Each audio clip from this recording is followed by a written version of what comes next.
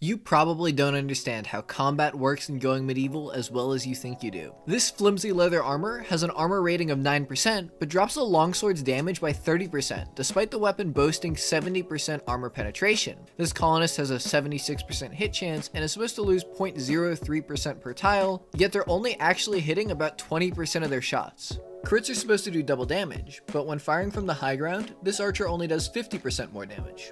I'm going to be explaining how Going Medieval's combat actually works in this video so that you don't have to commit a few extremely minor war crimes figuring it out for yourself. And so you can answer questions about what gear is better for what you need, or if you should prioritize training skills or getting better gear, I guess. I'll be going into some math throughout this video, but summing it up for those that don't really care about the numbers themselves. A bit of background and terminology.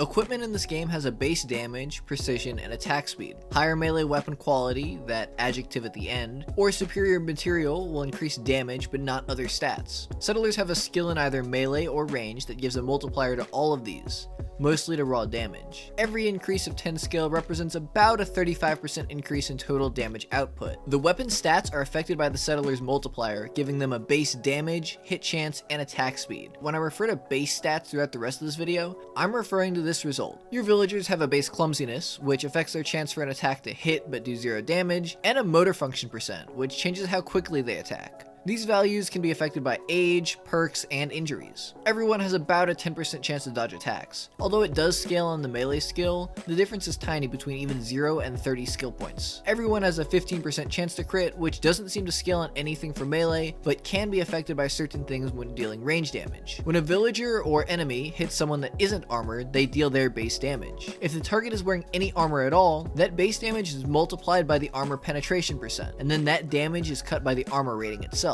That means that having any armor on at all will immediately reduce damage based on the armor penetration rating of the weapon, even if that armor provides next to 0 actual protection. The protection each armor piece provides, which is the armor rating, is a multiplier of 2 numbers. The first is the actual base value determined by the material, quality, and type of item. The second is the percent of hit points remaining. This gives the actual armor rating used in the calculation later on. The longsword had a base damage of 36 and an armor penetration of 70%. Against an unarmored enemy, that deals 36 damage. But even weak leather armor multiplies the 0.7 of the armor penetration by that 36 base damage to give you an effective damage of 25. That then loses 9% from the armor rating, thus becoming 23. You don't need to do this math yourself, I just wanted to explain it in detail. In general, more armor penetration means you keep more of the base damage. It doesn't make it more effective against stronger armor. More armor rating means less damage taken. Body and helmet armor don't stack. If the hit is a normal one, the damage calculation will work off body armor. If it's a crit, it'll work off the helmet slot. A critical deals double damage by default, although the armor rating of the helmet versus the body piece might change this slightly. That's it for melee damage, but not for melee weapons as a whole. Hits with any weapon also damage any armor independent of how much damage is done. Weapons have an inherent armor damage percent that's multiplied against the base damage to determine how badly the armor gets hit. That longsword's base damage of 36 is multiplied by the 60% armor damage. It thus takes 21 hit points away from body armor on a normal hit, helmets on a critical hit, and shields on a block. This can destroy armor if it would reduce the hit points to 0, in addition to reducing how much protection the piece provides from all future hits. In addition to body armor and helmets, shields can be used alongside one-handed weapons. I actually got this wrong in some past videos on the topic. Shields block melee hits as well. The cover percent you see is the chance to negate all damage from a melee hit, at which point armor damage will be done to the shield's hit points. So why are longswords so good? They have a high base damage and attack faster than other two-handed weapons. This gives them the highest DPS in the game. That difference is only larger at high weapon tiers. They boast the best armor penetration stat, although it's a slight difference. And while they have low armor damage compared to a mace, their higher DPS is almost always more useful. For example, a fine steel two-handed mace wielded with a skill of 15 does 91 durability damage. That means it takes 3 hits to destroy sturdy iron mail armor and then a 4th hit to kill. A longsword kills in 4 hits too, even without destroying the armor, while attacking much faster. Maces match up even worse when faced off against stronger armor with more durability. They are good for getting rid of shields, which tend to have relatively few hit points, but I'd only use them on a colonist without the skill to wield a two-handed sword if you're going for this damage output overall. Axes have high building damage, but that set is currently useless for us. We can't raid enemy settlements and thus don't have to actually destroy any buildings yet. Weapon balance is better for one-handed weapons. These universally do less damage than their two-handed counterpart, but the difference in base damage is much smaller. Short swords still do more damage, maces destroy armor more quickly, and axes are a middle ground, unlike in the two-handed version where axes are worse at everything. You can go with anything you'd like here, but a mace is probably slightly more useful in most situations. I used to recommend never going for one-handed weapons, and instead equipping everyone with the best two-handed weapon they can get, but having one or two villagers with a shield to take some enemy hits, while other colonists slap back with their large weapons is ideal. Ranged combat has the same fundamentals.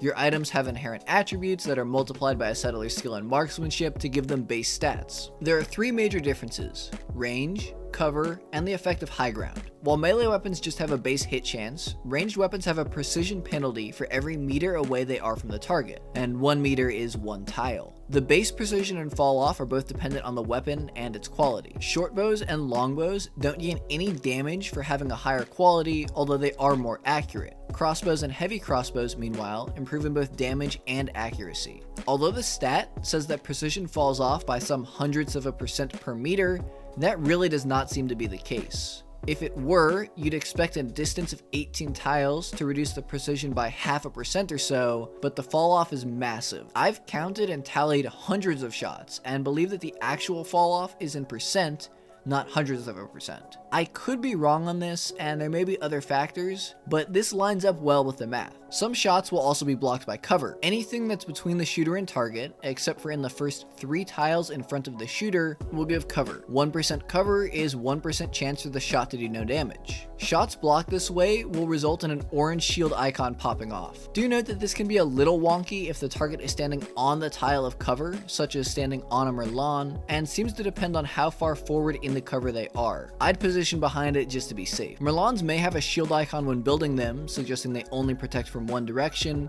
but they seem to work regardless of which way they're facing. However, they must be directly in the path of the shot to be effective. If they're even a tile off, they won't provide cover. Stacking multiple Merlans will block line of sight and shots completely, even if they're within 3 tiles of the shooter. Thus, you always want to put your archers 1 to 3 tiles away behind a single line of Merlans. Bows, unlike melee weapons, benefit from being fired from above their target. Being on the high ground increases the range by 20%, as well as your damage and accuracy by 30% each. Being on the low ground decreases your accuracy by 10% and your damage by 20%.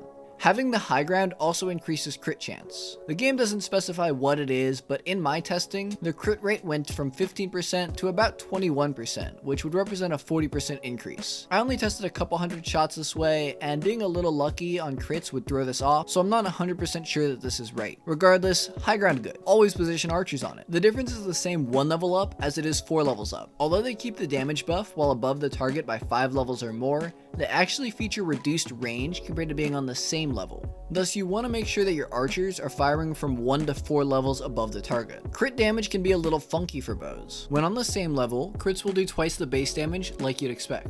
However, critting on the upper level seems to invoke some kind of damage cap. The same happens for crossbows, where the cap seems to be twice the damage of a shot on the same level. All hits, regardless of if they're ranged or melee, have a chance to give wounds to your villagers, depending on the damage done and the difficulty setting. Higher difficulty means more severe wounds that bleed more, last longer, and give worse debuffs. Higher difficulties don't change the damage taken or done itself. While knowing how combat works can certainly help, it's only half the battle. Putting all of this to use requires knowing how enemies attack and how you should defend against this. If this video helped you understand how fighting actually works, I've got a video on designing defenses that you might like.